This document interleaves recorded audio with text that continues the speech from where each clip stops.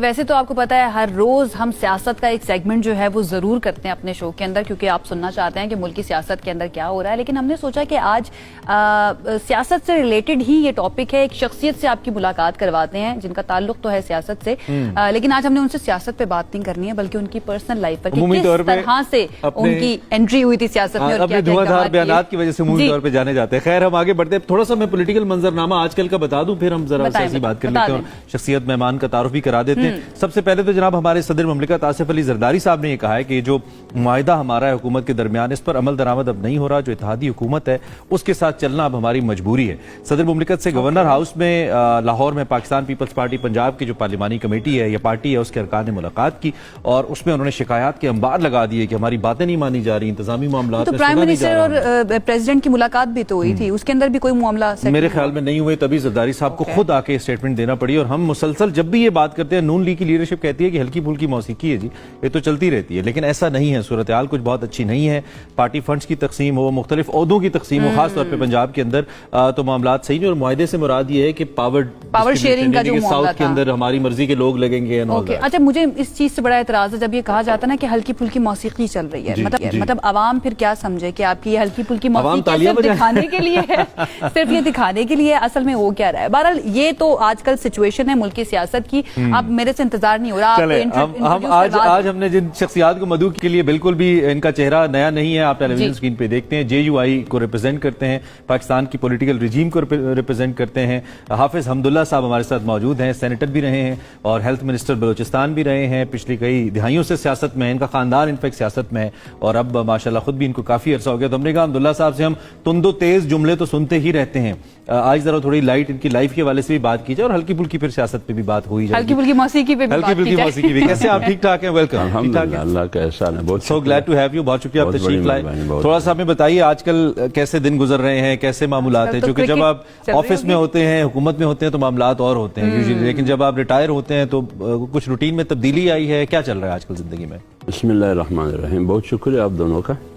ایک بات یہ ہے، میں تو تقریباً ہمیشہ مصروف رہتا ہوں اور میری مصروفیت مختلف صوبوں میں، چاروں صوبوں میں آنا جانا ہوتا ہے، وہاں مختلف جلسے ہوتے ہیں، مختلف اجتماعات ہوتے ہیں، پارٹی بلاتے ہیں مختلف اس میں، تو وہاں میرا جانا ہوتا ہے۔ تو گھر پر میرے ایام کم ہوتے ہیں، گھر والوں کو کم میسر ہوتے ہیں آپ؟ بالکل کم، مطلب میں آپ کو یہ کہوں کہ 1 مہینے 1.5 مہینے میں اگر میں 2 دن گھر پر ہوں تو وہ بھی اپنے بچے جو پڑھتے ہیں اداروں میں، تعلیمی اداروں میں بھی میری ملاقات ان سے ناممکن ہے۔ شکایت نہیں کرتے گھر والے، وقت نہیں دیتے؟ گھر میں ایک آپ کو پتہ ہے کہ گھر میں لڑائی کا ایک اور ہی سما ہوتا ہے۔ سیاستدانوں کے بارے میں کہا جاتا ہے نا، سیاست ان کی دوسری بیوی ہے، کیونکہ اس کو بھی وقت دینا پڑتا ہے اتنا۔ رسول اللہ صلی اللہ علیہ وسلم کی تعلیم یہ ہے کہ وَلِنَفْسِكَ عَلَيْكَ حَقًّا، اس جان کا بھی آپ پر حق ہے،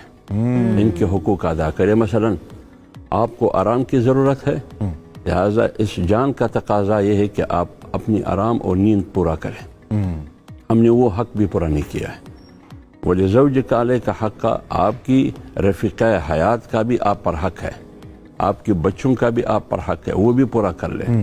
اللہ معاف کرے، ہم نے اپنی مصروفیت کی وجہ سے وہ بھی پورا نہ کر سکے ہم، تو اس وجہ سے ضرور کچھ نہ کچھ وہ ہلکی پھلکی لڑائی ہوتی ہے، ہلکی پھلکی لڑائی، لڑائی میں خاموش رہتا ہوں، بہت ضروری ہے نا، کیونکہ وہ اس لیے خاموش کہ قصور میرا ہے، قصور آپ کا ہے۔ بچے کیا کہتے ہیں؟ بچے بھی یہ گلہ کرتے ہیں یا صرف ہماری بھابھی کرتی ہیں؟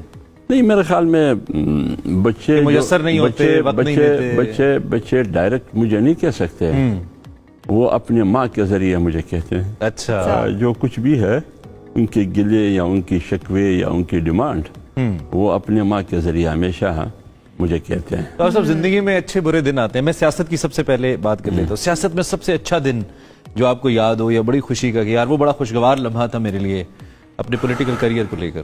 میں ایک بات کر لوں، جب میں منسٹر ہیلتھ تھا، جب میں انسانیت کی خدمت کرتا کہ آج میں نے یہ خدمت کی، وہ میرے لیے سکون کا باعث بنا۔ جیسے مطلب میں آپ کو 1-2 مثالیں دیتا ہوں۔ جب میں منسٹر ہیلتھ بنا 2002 میں، بلوچستان کے دارالحکومت کیپٹل میں بلوچستان کے مختلف اطراف سے اگر آپ سی ٹی اسکین کے لیے آتے تو بلوچستان میں یہ میسر نہیں تھا. ٹھیک. اس کے لیے سی ٹی کے لیے آپ انہیں کراچی جانا تھا. پورے بلوچستان میں سی ٹی اسکین تھا ہی نہیں. تھا ہی نہیں. اسی طرح ایم آر آئی نہیں تھا. اچھا. میری منسٹری میں یہ چیزیں میں نے لایا. وہ سہولتیں جو کراچی میں میسر تھیں وہ ایک پنجگور کی ایک بیمار کے لیے، جوب اور چمن سے ایک بیمار کے لیے وہ میں نے مفت دستیاب کیا. ٹھیک. مفت دستیاب. مفت. اوکے. آؤٹ ڈور پیشنٹ، ان ڈور پیشنٹ کے لیے، آؤٹ ڈور پیشنٹ کے لیے 1500 روپے، ان ڈور پیشنٹ کے لیے 500 روپے مثلا. اتنا. اس کے بعد پھر جب پرائیویٹ ہاسپٹلز والوں کو پتہ چلا کہ یہ چیز یہاں آ گئی تو انہوں نے پھر انیشیٹو لیا، اپنے اسپتالوں میں بھی رکھا. رکھنا شروع کر دیا. اب تک کتنی بہتری آپ نے، چونکہ بلوچستان کا آپ نے ذکر کیا ہے، کتنی بہتری آپ نے ہیلتھ سیکٹر میں دیکھی ہے؟ گنجائش تو بہت زیادہ ہے چونکہ صوبہ بہت بڑا تو ہے. اس لیے 43% ہے اس پاکستان. خدمت سے دوسری بات یہ کہ جس کاز کے لیے آپ آتے ہیں، آپ کی پارٹی کا ایک مینیفیسٹو ہوتا ہے. ٹھیک ہے. اس کے مطابق جب آپ چلتے ہیں پارلیمنٹ کے اندر، آپ کے پاس کچھ اختیارات آتے ہیں، ادھر پر انسان کو بہت سکون ملتا ہے. اس لیے ہمارے اکابرین کہتے ہیں کہ زندگی کے 2 پہلو ہیں. ایک ہے انسانیت کی خدمت، ایک ہے اللہ کی اطاعت. واہ. رسول اللہ صلی اللہ علیہ وسلم کی اطاعت اور اللہ کی عبادت. بے شک. جب یہ دونوں پہلو آپ اپنی زندگی میں پورا کرنے کی کوشش کرتے ہیں تو انسان کو سکون ملتا ہے. تو جب ہم منسٹری کے ذریعے انسانیت کی خدمت کرتے تھے تو ہمیں سکون ملتا تھا. دوسری طرف جب ہم اس دستور کو فالو کرتے تھے جو پاکستان کا آئین ہے، جس میں کہا گیا ہے کہ سپریم لا قرآن ہے، قرآن و سنت کے خلاف کوئی قانون سازی نہیں ہوگی، اس کے مطابق ہم چلتے تھے، بات کرتے تھے، تو اس سے بھی بہت سکون ملتا تھا. حافظ صاحب، ہر کوئی تو اس طرح سے نہیں سوچتا. طاقت ایک مرتبہ، پاور ایک مرتبہ جب آ جاتی ہے، سیاست کی میں بات کر رہی ہوں، جب آپ پارلیمان میں آ گئے تو چل نہیں پاتے ہیں. جس راستے پر چلنا چاہتے ہیں اس راستے پر چل نہیں پاتے ہیں. بے شک جب زر اور زور کی جب نوبت آتی ہے پھر انسان کی ایٹیٹیوڈ بھی تبدیل ہو جاتی ہے، ان کے رویہ بھی تبدیل ہو جاتا ہے. میں جب آزمائش بھی تو ہوتی ہے. آزمائش بھی بہت بڑا امتحان ہے. تو جب میں منسٹر نہیں تھا، ایم پی اے نہیں تھا، جب میں ایم پی اے منتخب ہوا، پھر منسٹر منتخب ہوا، تو الیکشن کے دورانیے میں مجھے پتہ تھا کہ اس آفیسر نے الیکشن میں یا الیکشن سے پہلے میرے ساتھ یہ زیادتیاں کی. آپ نے معاف کیا؟ اب مجھے چاہیے کہ سب سے پہلے اس کو نشانہ بنانا ہے. لیکن میں نے جب یہ سوچا کہ آج اللہ تعالیٰ نے آپ کو ایک قوت اور طاقت دی ہے حکومت کی سطح پر، نہیں، اس نے جو کچھ کیا غلط کیا، لیکن آپ نے اس کو مس یوز نہیں کرنا. اللہ پر چھوڑ دیا. میں نے ان کو بلایا، ان کو کہا کہ آپ نے الیکشن سے پہلے میرے ساتھ یہ کیا، الیکشن میں آپ نے یہ فراڈ کیا مجھے ہروانے کے لیے، یہ دھوکہ کیا، لیکن میں آج کے بعد بھول گیا ہوں. کیا بات ہے؟ 2018 کی بات ہے؟ 2002 کی بات. 2002 کی بات ہے. میرے طرف سے آپ معاف ہے، لیکن مہربانی کرے آئندہ ایسا نہیں کرنا چاہیے. جس کے ساتھ بھی ہو، سنت نبوی بھی ہے. ہاں، آپ جہاں بھی ہو، جس ڈسٹرکٹ میں بھی ہو، جب الیکشن پروسیس ہو یا ایک پوسٹ پر ہے آپ کی قلم کی حرکت سے، پین کی حرکت سے کسی کو آپ فائدہ بھی دے سکتے ہیں اور نقصان بھی دے سکتے ہیں. تو آپ جتنا ہو سکے فائدہ دیا کریں، نقصان نہ دیا کریں. بدلی ہو. اور وہ میں نے معاف کیا اس کو. اچھا، کیونکہ ٹائم کم ہے، جے یو آئی کے ساتھ سفر کیسا رہا؟ شروع سے مواقع تو ملے ہوں گے. پہلے میں یہ پوچھوں کہ آغاز کہاں سے ہوا سیاست کا؟ آغاز بھی اور پھر جے یو آئی کے ساتھ. میں عرض کر لوں، شاید لوگ اس پر یقین کریں گے یا نہیں کریں گے، میں پیدائش سے پہلے ہی میری پارٹی جے یو آئی تھی. اچھا. وہ اس لیے کہ میرے والد کا تعلق جے یو آئی سے تھا. جو ڈسٹرکٹ میرا ہوم ڈسٹرکٹ ہے، جہاں میری پیدائش ہوئی ہے، آج چمن قلعہ عبداللہ، یہ میرا ہوم ڈسٹرکٹ ہے، وہاں میری پیدائش ہوئی ہے. وہاں سب سے پہلے مفتی محمود رحمۃ اللہ علیہ، جو مولانا عبد الرحمن صاحب کے والد محترم تھے، ان کو سب سے پہلے میرے ہوم ڈسٹرکٹ میں میرے والد لے کے آیا تھا. اچھا. مولانا غلام غوث ہزاروی کو لے کے آیا تھا. اچھا. مولانا درخواستی صاحب کو جے یو آئی کے امیر تھے، اس کو لے کے آیا تھا. تو یہ آج کل کا نوجوان گلہ بھی کرتا ہے. تو اس وقت جب وہ جے یو آئی میں تھے میری پیدائش نہیں ہوئی تھی. اچھا، یہ آج کل کا نوجوان یہ گلہ کرتا ہے کہ پارٹیز میں جمہوریت نہیں اور جمہوریت نہیں ہے. اس میں کہنے میں کوئی دو رائے نہیں. سب پارٹیاں کیا کہنا چاہیے، شخصیات کے آس پاس گھومتی ہیں. آپ کی پارٹی مولانا صاحب کی شخصیت کے آس پاس، نواز شریف صاحب، عمران خان صاحب، زرداری صاحب. تو ये पार्टीज में जमहूरियत का कल्चर कैसे आ सकता है, क्यों नहीं आता? एक बात रहनुमा क्यों नहीं नीचे से लीडरशिप को लेके आते ऊपर? एक बात यह है कि ओवरऑल अगर आप देखें, ओवरऑल अगर मैं फिर अपनी पार्टी के बारे में बात करूंगा, ओवरऑल पाकिस्तान की सियासत को अगर आप देखें, मेरिट और अहलियत का मेयार ना अहली और नॉन मेरिट है। आप समझ गए मेरी बात को? अहलियत का मेयार, आप जहां बैठे हैं ये आपकी अहलियत का तकाजा है। ठीक। बहन जहां बैठी है ये उनकी अहलियत और मेरिट का तकाजा है। ठीक। लेकिन आज पाकिस्तान की सियासत में अहलियत का मेयार नाअहली है। जो सबसे ज्यादा नाअहल होगा वो पंजाब का वजीर आला होगा। उसको इतनी करीबी मैं आपको दिखाता, मैं आपको बताता हूँ। खैबर पख्तूनख्वा का वजीर आला महमूद खान था। आप खुद अंदाजा अपने तो बेहतरीन ओपनर लगाए इन सब लोगों ने। पंजाब में उस्मान बुजदार था। अपनी पार्टी कहते थे जो बारे पार्टी में सबसे नाअहल था वो वजीर आला था। अच्छा, मिसाल के तौर पर बलूचिस्तान में